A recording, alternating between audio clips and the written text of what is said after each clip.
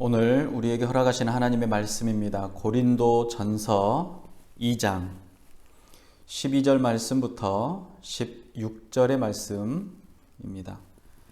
다 같이 함께 합독해서 읽도록 하겠습니다. 우리가 세상의 영을 받지 아니하고 오직 하나님으로부터 온 영을 받았으니 이는 우리로 하여금 하나님께서 우리에게 은혜로 주신 것들을 알게 하려 하심이라. 우리가 이것을 말하거니와 사람의 지혜로 가르치는 말로 아니하고 오직 성령께서 가르치신 것으로 하니 영적인 일은 영적인 것으로 분별하느니라. 육에 속한 사람은 하나님의 성령의 일들을 받지 아니하나니 이는 그것들이 그에게는 어리석게 보이며 또 그는 그것들을 알 수도 없나니 이러한 일은 영적으로 분별되기 때문이라. 신령한 자는 모든 것을 판단하나 자기는 아무에게도 판단을 받지 아니하느니라. 누가 주의 마음을 알아서 주를 가르치겠느냐? 그러나 우리가 그리스도의 마음을 가졌느니라. 아멘. 부활절과 부활 주간을 지나서 오늘은 성령 강림절입니다. 성령 강림은 예수님의 말씀에 순종해서 예루살렘에 머물러 있던 제자들에게 오순절에 하늘에서 바람 소리가 들리더니 각 사람에게 불의 혀와 같은 것들이 임하고 그들은 성령 충만함을 받게 된 사건입니다. 그날 그곳의 제자들의 오감을 자극하면서 하나님께서 당신의 존재를 드러내셨습니다. 사도행전에서는 오순절에 강림하신 성령의 사건을 아주 극적으로 또 특별하게 묘사합니다. 2000년 전의 사건이 우리에게 어떤 의미를 가지고 있는지, 또 매년 기념하는 이유가 무엇인지, 또 우리가 이 성경의 말씀, 또 그 당시의 상황을 상상해 보더라도, 또는 이 한편의 어떤 설교를 통해서 그 역사적인 또 하나님의 특별한 의미를 다 담을 수는 없지만, 오늘 저와 여러분들에게 성령님께서 2000년 전에 임하셨던 그 성령님께서 함께 임하시고 여러분들의 생각과 마음과 뜻을 또 하나님의 말씀 안에 모아주시기를 바랍니다. 오늘 바울은 고린도 교회에 편지를 쓰고 있습니다. 누구보다도 종교적인 지식이나 영성이 뛰어났던 바울로서는 영적인 것, 신령한 것, 또 성령에 대한 깊이 있는 이해가 없었던 당시 교회, 이 초대교회 성도들에게 어떻게 성령의 일, 하나님의 능력, 하나님의 계획하심을 설명할까 늘 고민이었을 것입니다. 그 당시를 살아가던 이 많은 성도들에게 그들의 문화 가운데서는 신비와 또 신화, 신비로운 이 종교 활동이 대다수였던 이 헬라의 문화 속에서 고린도 교회의 성도들이 어떻게 하면 하나님의 말씀 가운데 올바른 진리 가운데 머무를 수 있을까? 그리스도인으로서의 정체성을 어떻게 가질 수 있을까라는 것들이 바울의 고민이었고, 바울의 편지들은 그런 고민들을 통해서 나온 결과물이라는 것을 우리는 알아야 합니다. 지금은 바울 이후에 2000년의 시간이 지났고 문화와 또 문명의 발전의 차이가 상상을 초월할 정도의 차이를 갖습니다. 그런데 그때나 지금이나 이 영적인 부분에 대해서 우리는 모릅니다. 고대에도 몰랐고 또 이 근대에도 몰랐고 현대에도 몰랐고 현재를 살아가는 우리도 이 영적인 부분에 대한 것들은 사실 잘 모릅니다. 그리고 그러한 것들을 잘 모를 뿐만 아니라 누군가가 이야기한다고 할지라도, 누군가가 안내한다고 할지라도 그것이 맞는지 틀리는지 또 분별할 수가 없는 겁니다. 그래서 사실 이 바울의 시대나 지금 우리 시대나 이것을 분리하고 또 분석하고 또 이것들을 자세하게 설명하는 것은 어렵다. 그러나 바울의 언어를 통해서 또 바울의 이 편지를 통해서 하나님께서 우리에게 주시는 교훈이 무엇인지, 하나님께서 우리로 꼭 알기를 원하시는 것이 무엇인지를 살펴보는 것은 굉장히 중요한 일인 것 같습니다. 고린도 교인들에게 전하는 진리가 깨달아지고 기억되어지고 지금까지 전달되어졌던 것처럼 오늘 살아가는 저와 여러분들에게도 성령님께서 주시는 그 은혜를 통하여서 깨달아지는 은혜가, 또 우리 마음 가운데 자리 잡는 은혜가, 또 그 말씀이 살아서 움직이는 은혜가 있으시기를 바랍니다.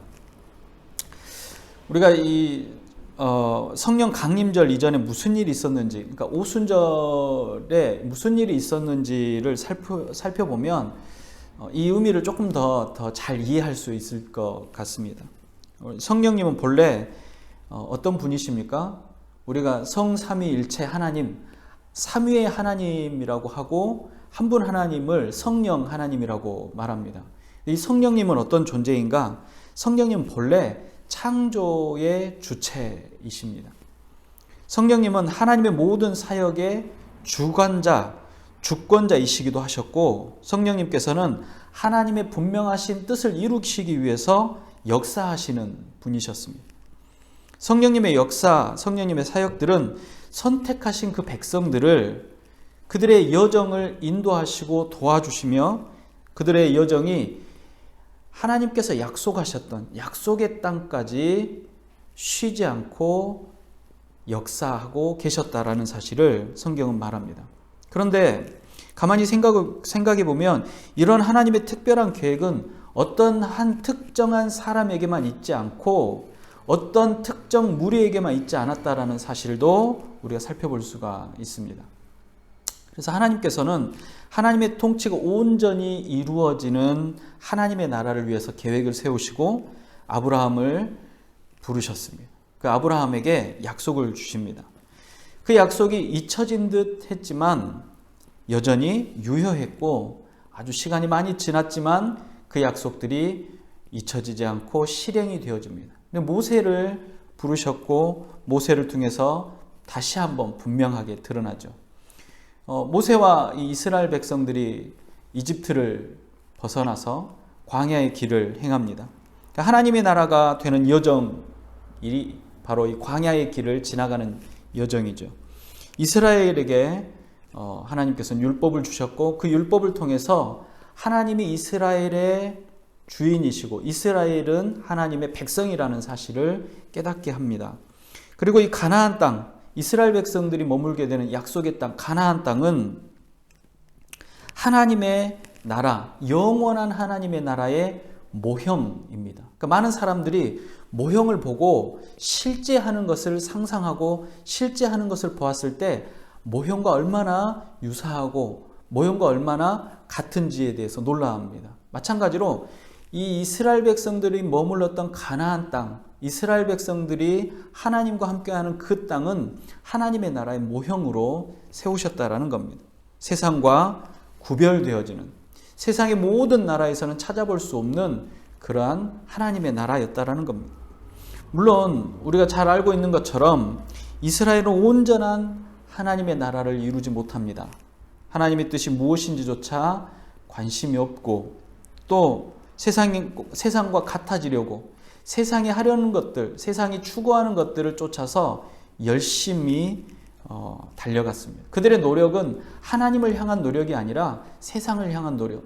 그들의 열심은 하나님께 나아가는 열심이 아니라 세상의 가치에, 세상이 말하는 것에 가치를 두고 달려가던 노력이었다라는 겁니다. 하나님께서 당신의 백성들이 구별되어지고 거룩하게 되어지는 것을 원하셨지만 아담을 포함한 모든 인류는 하나님의 뜻을 잘 이해하지 못했고 죄의 본성이 이끄는 대로 살아왔습니다. 그래서 거룩하지 못한 육체를 여전히 소유하고 있었다라는 겁니다. 그런데 성경을 보면 이 거룩하지 못한 존재는 하나님과 함께 할 수 없다라는 것을 알 수가 있는데 더 이상 하나님과 함께 할 수 없는 존재가 되어버렸다는 겁니다. 왜냐하면 하나님은 거룩한 분이시기 때문에 그렇습니다. 하나님의 거룩함은 가볍게 생각하고 가까이 하게 되면 소멸되어 버립니다. 하나님은 거룩하신 분입니다. 아, 거룩한 존재입니까? 그 거룩함이 우리에게 어떤 영향이 있습니까? 아무런 생각이 없이 그 거룩한 존재 앞에 가게 되면 소멸되어집니다. 그 거룩함이 훼손될 수 없기 때문에 그렇습니다. 왜 거룩하지 않는 존재가 거룩한 존재 앞에 가면 소멸되어지는가? 그 거룩한 존재의 거룩함이 방해받거나 훼손될 수 없기 때문에 그렇습니다. 하나님이 조금 더 그 거룩함을 포기하실 수 있지 않습니까? 그런데 하나님의 본질입니다. 거룩함. 그래서 절대로 훼손될 수가 없다라는 겁니다. 절대적인 그 훼손될 수 없는 것에 거룩하지 않은 존재가 다가간다는 것. 그래서 그 거룩함이 유지되기 위해서 거룩하지 않은 존재는 사라져버릴 수밖에 없다라는 겁니다. 그래서 하나님께서 사랑의 본성을 갖고 계시지만 공의와 공평과 또 이 본질적으로 모든 것을 아실 수 있는 전지하시고 전능하신 존재이시기 때문에 예외가 존재할 수 없게 된다라는 사실을 성경은 말합니다. 그러니까 이 창세기부터 모세오경에 나와 있는 하나님의 본성, 하나님의 성품, 하나님의 모습들은 바로 그런 것들을 끊임없이 말씀을 해주고 있다는 겁니다. 그래서 인류가 하나님 앞에 설 수 있는 유일한 방법은 죄로부터 분리가 되어지는 것인데 그 죄로부터 분리되어지는 과정이 굉장히 어렵다라는 겁니다. 그래서 단회적이지만 순결한 동물에게 자신의 죄를 전가시켜서 그 죄가 그 동물에게 전달되어지고 그 동물이 죽음으로 인해서 인간을 대신해서 죄를 지고 죽게 되는 겁니다. 그러면 그 인간의 죄는 잠시 동안 단회적으로 사라지는 것이죠. 그래서 그 피와 살을 태워서 일시적으로 하나님과 화해할 수 있게 된다라는 겁니다. 이것이 바로 이 하나님과의 제사, 하나님께 드리는 제사의 기본적인 메커니즘입니다. 죽음만이 죄로부터 분리되는 유일한 방법이라는 것이죠. 그런데 죽지 않으면 하나님과 함께 할 수 없는 존재, 죄를 가지고 있는 존재가 바로 우리라는 사실을 또한 알아야 한다는 것입니다. 죽어야만 죄와 분리되고 죽으면 하나님과 함께 할 수 없다는 것은 굉장히 큰 아이러니죠. 하나님과 함께 하려면 죄와 분리되어야 하고 죄와 분리되면 죽음이 반드시 그곳에 있어야 한다는 겁니다. 그런데 죽게 되면 죽음을 맞이하는 존재는 하나님과 함께 할 수 없죠. 사라져버리기 때문에 하나님과 함께 할 수 없습니다. 정말로 큰 아이러니가 아닐 수가 없습니다. 이런 부분에 대해서 구약의 말씀들, 특별히 여러 선지자들의 입을 통해서 완벽하게 해결의 방법을 제시하고 있습니다. 그리고 결국 예수님께서 이 땅에 탄생하셨고 십자가의 죽으심으로 완성하셨다라는 겁니다. 죄와 흠이 없으신 예수의 십자가의 죽으심은 하나님 스스로가 죄를 속하는 제물이 되셨다라는 것이고 그 예수님의 죽으심은 이전에 단회적이고 일시적인 죄를 속하는 효과가 이제는 영원히 그 죄를 속하는 효과로 바뀌었다라는 겁니다. 이전에 하나님과 화해하고 하나님 앞에 나아갈 수 있는 유일한 방법은 내 죄를 짐승에게 전가시켜서 그 짐승이 대신 죽는 것이고 그것은 한 번에 다 해결되어지는 것이 아니라 잠깐 단회적으로 해결할 수밖에 없는 것이었는데 이제 예수 그리스도의 십자가의 죽음은 영원히 해결할 수 있는 방법이 되었다라는 겁니다. 그것은 예수님의 능력이고 죄사함을 받은 사람들은 스스로의 노력에 의해서가 아니라 예수 그리스도의 십자가의 보혈을 의지해서 거룩하게 되어지는 놀라운 사건이 되었다라는 겁니다. 바울은 이 예수 그리스도의 십자가의 사건, 이 사건을 뭐라고 말하냐면 하나님의 능력이요 하나님의 지혜라고 표현을 합니다. 죄의 문제가 해결된 사람들은 드디어 거룩하신 하나님 앞에 설 수 있게 됐다라는 것이죠. 이거 얼마나 놀라운 사건이냐면 예수 그리스도의 십자가의 사건 이전에는 불가능한 사건이기 때문에 그렇습니다. 드디어 거룩하신 하나님 앞에 설 수 있게 됩니다. 하나님 앞에 설 수 있게 되었다라는 이야기는 다르게 표현하자면 하나님의 백성이 되었다라는 이야기고 하나님과 영원토록 함께 할 수 있게 되었다라는 것입니다. 뿐만 아니라 하나님이신 성령님께서 죄인인 사람의 몸 안에 사람과 함께 임재하시게 되었다라는 사실입니다. 하나님의 임재하심도 더 이상 소멸되지 않게 되었다라는 것. 이것이 바로 이 예수 그리스도의 십자가의 사건입니다. 자, 다시 한번 생각을 해보면 하나님은 거룩하신 분이십니다. 거룩한 존재입니다. 거룩한 존재가 영원한 거룩함을 가지고 있기 때문에 그 거룩함이 훼손될 수가 없습니다. 죄의 본성을 가지고 있는 거룩하지 않는 존재가 하나님과 함께 할 수 있는 유일한 방법은 죄와 분리되어지는,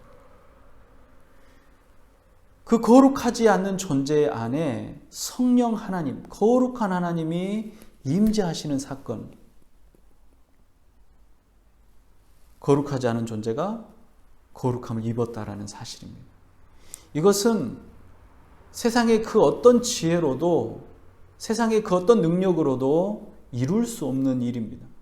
그렇기 때문에 사도 바울이 고백했던 것처럼 이것은 바로 하나님의 능력이며 하나님의 지혜라는 겁니다. 하나님과의 관계가 회복되어졌다라는 겁니다. 하나님과 우리가 싸웠다라는 이야기입니까? 싸웠다라는 것이 아니라 하나님 앞에 나올 수 없을 정도로 우리의 죄는 하나님의 거룩함 앞에 나올 수 없는 존재였다라는 겁니다. 그런데 그 죄를 가지고 있는 존재가 하나님 앞에 나올 수 있게 되었다. 하나님과의 관계가 회복되어졌다라는 것을 말합니다. 나올 수 있을 뿐만 아니라 그 성령 하나님이 우리에게 함께 하신다, 임재하신다라는 사실입니다.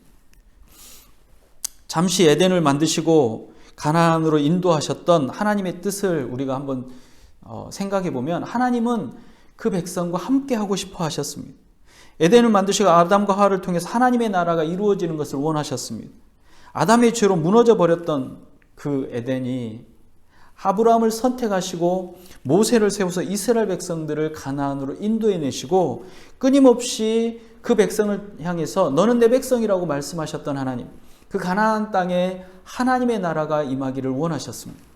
하나님의 나라가 되어지기를 바라셨던 겁니다. 그런데 그 백성이었던 이스라엘 백성들은 하나님의 통치를 거부하고 세상의 법칙과 세상의 가치를 향해서 나아갔습니다. 하나님의 나라가 거절되었다라는 겁니다. 그곳에 하나님의 능력과 하나님의 지혜이신 십자가의 은혜가 임하게 된 것입니다. 하나님의 능력과 지혜로 주어주신 예수 그리스도의 십자가는 우리에게 하나님의 뜻을 분별하는 지혜를 주시고 우리로 의롭다함을 얻게 하고 거룩한 하나님의 백성으로 회복되어 영원한 하나님의 나라의 백성이 되는 구원의 복음이 된 것입니다. 이것을 우리는 복음이라고 말합니다. 기쁜 소식. 이제 우리가 하나님과 관계를 회복했다라는 소식입니다. 이를 믿는 모든 이들에게 조건 없이 주어지는 은혜, 그것이 바로 하나님의 은혜, 내주하시고 임재하시는 성령님의 은혜라는 겁니다. 그 백성과 함께 하시고 영원한 하나님의 나라에 그 백성을 초대하셨고 그 초대에 응하는 모든 이들에게 이 놀라운 능력이 주어졌다라는 사실입니다. 자, 이제 성령 강림에 대한, 성령 강림의 사건에 대해서도 한번 살펴보아야겠습니다. 승천하신 예수님께서 사도행전 1장 4절부터 5절에 보면 이렇게 말씀하십니다. 예루살렘을 떠나지 말고 내게서 들은 바 아버지께서 약속하신 것을 기다리라. 요한은 물로 세례를 베풀었으나 너희는 몇 날이 못되어 성령으로 세례를 받으리라 라고 말씀합니다. 그리고 유대의 절기, 유대의 이 명절인 유월절 이후 50일이 되는, 그러니까 49일이 지난 50일이 되는 날을 오순절이라고 합니다. 이 오순절은 칠칠절 혹은 맥추절이라고 부르기도 하는 절기입니다. 이 절기에는 처음 익은 열매를 하나님께 드리는 절기이기도 하고 제자들이 성전에 모였던 때가 바로 그 절기이기도 합니다. 그때에 성령이 임하십니다. 사도행전 2장 2절부터 4절에 이렇게 말합니다. 호련히 하늘로부터 급하고 강한 바람 같은 소리가 있어 그들이 앉은 온 집에 가득하며 마치 불의 혀처럼 갈라지는 것들이 그들에게 보여 각 사람이 하나씩 임하여 있더니 그들이 다 성령의 충만함을 받고 성령이 말하게 하심을 따라 다른 언어들로 말하기를 시작하니라.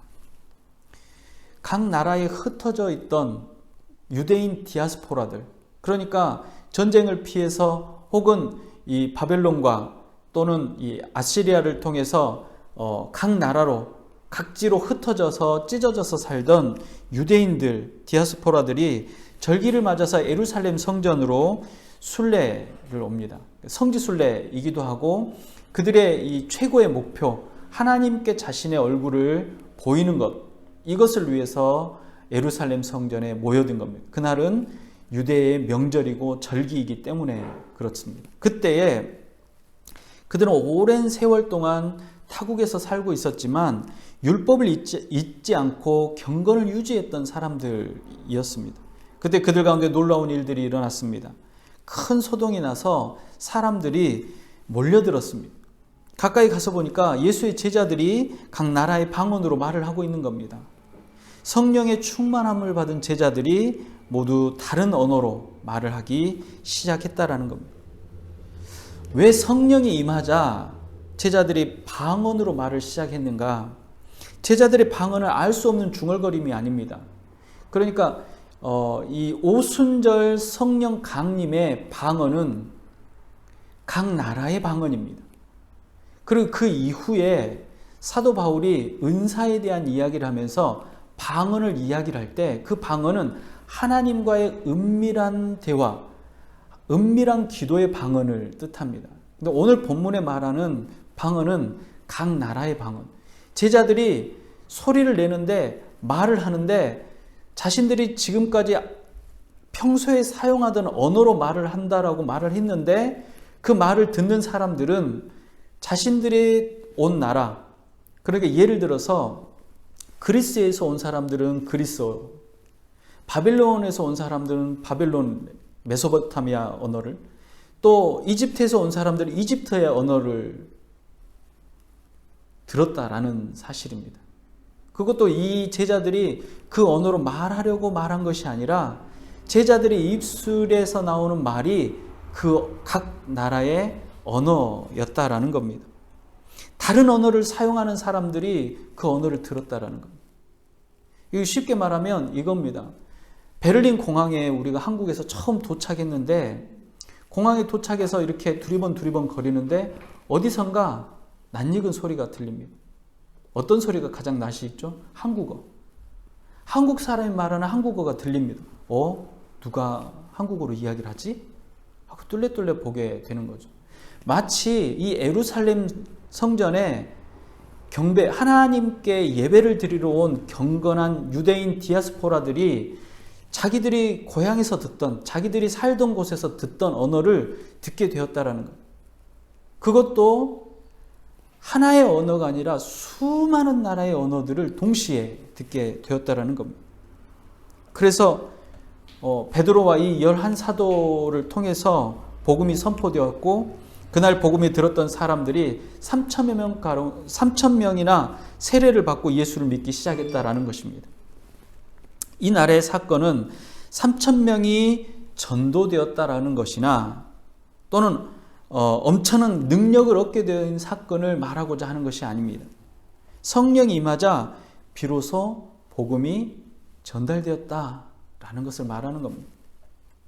예수님께서는 오직 성령이 너희에게 임하시면 너희가 권능을 받고 예루살렘과 온 유대와 사마리아와 땅 끝까지 이르러 내 증인이 되리라. 복음을 전해라. 그때가 언제냐? 성령이 임하면이라는 겁니다. 그러니까 제자들이 듣고 보고 느꼈던 성령의 충만하심은 실제 하시는 하나님의 임재를 표현하는 것일 뿐입니다. 사람들은 종종 이 어떤 감각적으로 느껴지는 현상에 마음을 뺏겨서 본질을 보지 못하는 경우가 있습니다. 특별히 복음이 전해지는 현장에 놀라운 기사와 이적들, 성령의 역사하심을 보고 그 역사하심만을 바라보고 본질을 깨닫지 못하는 경우가 많은 것과 마찬가지라는 겁니다. 이러한 놀라운 역사가 왜 일어나느냐? 복음이 전달되어져야 되기 때문에 그렇습니다. 자기의 언어로 성경을 읽지 못하는 이 선교지에서는 성경보다, 말씀보다, 글자보다 더 먼저 그들의 마음을 움직일 수 있는 성령님의 역사가 필요하기 때문에 어떤 곳에서는 죽은 사람이 일어나기도 하고 강물이 지나가다 멈추기도 하고 바위가 구르다가 멈추기도 합니다. 또 어떤 곳에서는 해가 중천에 떠 있는데 그 시간이 가지 않는 것처럼 느껴지기도 합니다. 이 모든 역사하심이 왜 일어나느냐? 하나님이 살아계시고 하나님이 역사하시고 온 우주의 주인이시다라는 것을 말씀으로, 글로 전하는 것으로 도저히 믿을 수 없기 때문에, 믿을 수 없는 사람들이기 때문에 성령의 역사가 먼저 그들을 만지는 것입니다. 그런데 사람들은 복음이 전해지는 도구로 사용되어지는 이것들의 마음이 빼앗겨서 그것만 바라본다는 겁니다. 아, 방언으로 해야 사람들이 모이나? 아, 각 나라에 방언이 필요한 것인가? 성령이 임했기 때문에 3,000명이 모였어요. 3,000명이 모이는 것은 성령의 역사인가? 이렇게 이야기를 합니다. 그러나 3,000명이 모인 것이 본질이 아니라 성령이 임하자 복음이 전파되었다라는 사실입니다. 여러분, 사람이 뒤로 넘어가거나 금리발이 되어지거나 사람이 질병이 치료되거나 놀라운 마법을 부리는 것 같은 것, 예수 그리스도를 통한 구원과 회복의 소식과는 전혀 관계없는 일입니다. 그 모든 일의 주인이 하나님이시라는 것을 알게 하는 것이지 그것이 본질이 아니라는 겁니다. 그래서 그것을 쫓는 것이 아니라 그렇기 때문에 말씀하시는 하나님의 말씀에 경청하는 겁니다. 그렇기 때문에 하나님이 어떤 존재인지를 살펴보는 겁니다. 그렇기 때문에 우리가 무엇을 해야 할지를 살펴보는 겁니다. 그래서 이 성령이 역사하시는 곳에 초대교회에 어떤 역사들이 있었냐? 형제들아, 그럼 우리가 어떻게 하면 되겠느냐? 사도들의 복음을 전해들은 사람들이 묻는 질문이 바로 그거였습니다. 아, 그러면 과연 우리는 무엇을 해야 하느냐? 어떻게 해야만 이 그리스도 예수 안에 복음을 우리 안에, 구원의 은혜를 우리 안에 받아들일 수 있겠느냐라고 물어본 것입니다. 이 질문이 바로 올바른 질문입니다. 본문으로 돌아와서 바울의 이야기를 먼저 들어보겠습니다. 오늘 본문 12절입니다. 우리가 세상의 영을 받지 않고 오직 하나님으로부터 온 영을 받았으니 이는 우리로 하여금 하나님께서 우리에게 은혜로 주신 것들을 알게 하려 하심이라 라고 말합니다. 세상의 영이 아니라 하나님의 영을 받았다라는 것은 우리가 육에 속한 사람이 아니라 영에 속한 신령한 사람이 된다라는 것입니다. 이것은 그리스도 안에 거하는 믿음의 사람이고 성령의 사람이라는 것을 말합니다. 육에 속한 사람이라고 해서 동물처럼 본능만 가지고 있는 존재가 아니라 정신이나 영혼을 소유한 존재를 말하는 겁니다. 동물에게는 찾을 수 없는 탁월함을 가지고 있는, 동물에게는 발견할 수 없는 특별함을 가지고 있는 존재이지만 그들의 지식이나 철학적인 그 어떤 소양으로는 아무리 애써도 진리를 깨닫지 못한다라는 것입니다. 동물보다 뛰어난 탁월함을 갖고 있지만 세상은 여전히 불행하지 않습니까? 그 탁월함으로 우리가 어떤 것을 바꿀 수 있습니까? 21세기를 살아가는 우리 모든 인류에게 부족한 것들이 있다면 무엇이겠습니까? 충분히 넘치는 물질과 지식 그리고 기술을 소유했습니다. 이것들은 동물들은 또는 식물들은 지구상에 있는 그 어떤 존재도 소유하고 있지 못한 것들입니다. 여러 세대에 걸쳐서 사람의 지혜와 지식과 기술들이 가르쳐지고 발전되어져 왔습니다. 그런데 우리는 여전히 궁핍합니다. 여전히 불안해하고 행복하지 못하다라는 겁니다. 여러분, 모든 철학자들이 제일 중요한 가치를 들어서 뭐라고 말합니까? 유토피아를 말합니다. 환상의 세계. 모든 사람들이 행복하고 모든 사람들이 기쁨을 누리는 세대, 모두가 부족함을 느끼지 못하고 만족하는 시대를 말합니다. 그런데 그 유토피아가 말해지는, 이야기되어지는 시대가 얼마나 오랫동안 지나왔습니까? 우리가 이렇게 되어지면 우리는 유토피아에 살 것이라고 말하지만 우리가 유토피아 살고 있습니까? 우리는 편안한 시대에는 살고 있지만 우리가 과연 유토피아, 모든 것이 행복한 시대에 살고 있느냐? 사실은 그렇지 못하다라는 겁니다. 이것이 육체는 가지고 있지만 영혼은 소유하고 있지만 그 영이 하나님의 영, 신령한 영이 아니기 때문에 그렇다라는 겁니다. 바울은 우리 모두에게 하나님으로부터 영이 왔다라고 말합니다. 세상이 가르치는 사람의 지혜나 지식이 아니라 하나님께서 주신 영인데 이것이 바로 성령이라고 말씀합니다. 성령님께서 우리로 하여금 영적인 일을 깨닫도록 하십니다. 성령님께서는 우리로 예수 그리스도와 예수님께서 십자가에 못 박히신 것을 깨닫게 하십니다. 또 성령님은 감추어 있던 하나님의 지혜를 깨닫게 하셔서 만세전부터, 창세전부터 하나님께서 정하시는 것들을 이해할 수 있도록 해주십니다.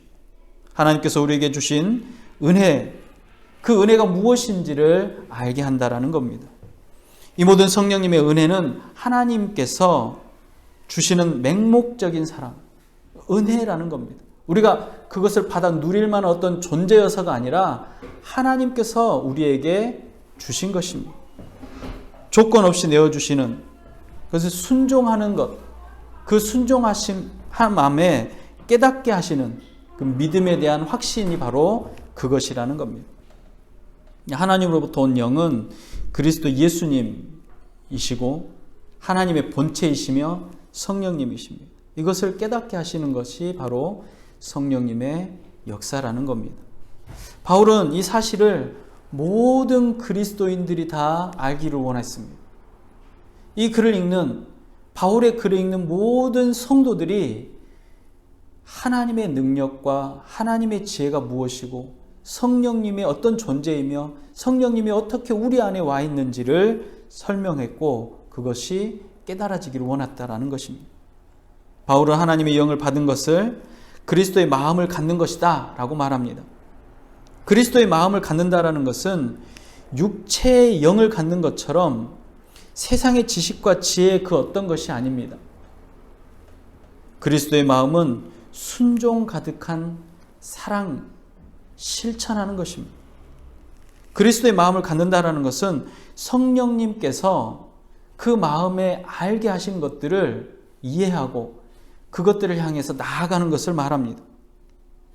그 길을 따라가는 것을 말합니다. 그것이 바로 순종입니다. 죽도록 충성하라. 그 죽도록 충성하라라는 뜻은 바로 그 마음 가운데 주시는 성령님의 그 음성을 귀 기울여 듣고 그 음성을 따라 가라라는 것입니다. 하나님의 마음을 갖지 못한 사람들이 보기에는 어리석고 미련해 보이는 일들 아닙니까? 세상의 가치나 세상의 목적과는 전혀 다른 가치, 전혀 다른 목적을 소유하고 있습니다. 그럼에도 불구하고 그 길을 가는 사람들이 행복해 보입니다. 이해할 수 없는 일들이죠. 그런데 그리스도의 마음을 갖는 것, 그것은 바로 이 온 우주를 만드신 하나님의 마음을 이해하는 것입니다. 그 하나님의 기뻐하심을 쫓는 것이고 그 하나님께서 주시는 소망을 따르는 것입니다. 이것이 바로 하나님의 백성이 되어지는 길이라는 것입니다. 그리스도의 마음을 갖는 사람들의 삶에는 반드시 열매의 증거가 나타나는 겁니다. 그래서 성경이 말하는 것들, 성경이 인도하시는 것들, 성경이 계획하시는 그 계획들을 쫓아 행하는 사람들에게 나타나는 결과, 그것이 성령의 열매가 되어지는 것입니다. 12사도와 120여 명의 믿음의 성도들에게 성령이 임했을 때 그들은 복음을 전하기 시작했습니다. 복음을 왜 전했는지, 왜 전해야 했는지 그들은 알고 있었습니다. 그것이 바로 예수님의 명령이었고 그것이 바로 하나님의 뜻이었기 때문에 그렇습니다. 그래서 그들은 그들의 삶 가운데 복음을 전하는 자들이 되었던 것입니다. 예수 그리스도를 증거하는 삶, 우리가 서 있는 자리, 우리가 삶을 살아내는 그 자리가 바로 하나님의 나라가 되었다라는 것입니다. 이것이 바로 성령님이 내주하시는, 임재하시는 자들의 삶이라는 것입니다. 우리가 서 있는 자리가 하나님의 나라가 되기를 원합니다. 여러분의 삶을 통해서 예수 그리스도를 만나게 되고 구원으로 초대되어지는 놀라운 일들이 벌어지기를 바랍니다. 여러분들과 함께하는 성령님의 역사가 여러분들을 만나는 믿지 않는 사람들에게 전달되어지고 그 마음을 움직이게 하고 그 마음이 움직여져서 그들 또한 예수 그리스도 안에 머물게 되어지는 은혜가 있어질 것입니다. 이것은 놀라운 일이고 주님의 역사하심임을 우리는 압니다. 사도 바울은 말합니다. 우리는 그리스도 예수 안에 은혜를 받은 자들이고 하나님의 백성이며 하나님의 뜻 가운데 행하는 자들입니다. 성령님이 우리에게 오셔서 그 기뻐하시는 일들을 하게 하실 것입니다. 그 기뻐하시는 일, 성령 하나님의 기뻐하시는 일이 무엇인가? 예수 그리스도의 명령입니다. 성령이 너희에게 임하시면 세상 끝날까지 나의 증인이 되리라 라는 것입니다. 여러분 모두가 그리스도 예수의 증인이 되는 삶을 살아가시기를 주님의 이름으로 축복합니다. 기도하겠습니다. 성령님, 지금 이곳에 임하셔서 우리로 충만케 하여 주시옵소서. 우리로 그리스도 예수의 증인이 되어 복음을 전하게 하여 주시옵소서. 세상의 영이 아니라 오직 하나님의 영을 받아 그리스도의 마음을 갖도록 도와 주시옵소서. 하나님의 뜻이 온전히 이루어지는 하나님의 나라가 선포되어지는 바로 그 곳곳마다 주의 백성들이, 주의 성도들이 그 자리에 서 있게 하여 주시옵시고 그 삶을 통하여서 하나님의 나라가 선포되어질 수 있도록 허락하여 주시옵소서. 오순절 성령 강림의 역사가 이미 우리에게 임하였고 성령님 우리 안에 내주하셔서 우리로 거룩한 삶을 살게 하여 주셨사오니 거룩한 백성으로 삶을 잘 살아낼 수 있는 은혜 또한 허락하여 주시옵시고 특별히 주님 바라고 원합니다. 주님 우리 안에 강한 영을 허락하여 주시며 담대한 영을 허락하여 주시옵시고 지혜롭고 명철하게 하여 주시옵시고 이 땅을 살아내는데 흔들리지 않는 굳건한 믿음이 있도록 허락하여 주시옵소서. 성령님 역사하심에 우리가 그리스도 예수 안에 흔들리지 않는 믿음을 드러낼 수 있도록 역사하여 주시옵소서. 오늘도 더하시고 역사하시는 우리 구주 예수님의 이름으로 감사하며 기도합니다. 아멘. 기도하겠습니다. 지금은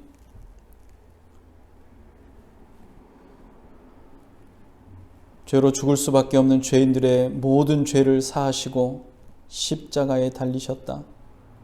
부활하신 우리 구주 예수 그리스도의 은혜와 그 아들을 이 땅 가운데 보내시기까지 사랑하시는 하나님의 극진하신 사랑하심과 오순절 강림하시며 내주 임재하시고 역사하시는 성령 하나님의 크고 놀라우신 사랑하심, 성령님 내주하심에 기뻐하며 거룩한 삶을 살아가기를 다짐하고 하나님의 나라를 선포하며 예수 그리스도를 삶 가운데 전하고자 다짐하는 모든 주의 백성들의 머리 위에와 각 가정과 지역과 교회 위에 사랑하는 우리들의 이웃들의 머리 위에 이제로부터 영원토록 함께 있을지어다. 아멘.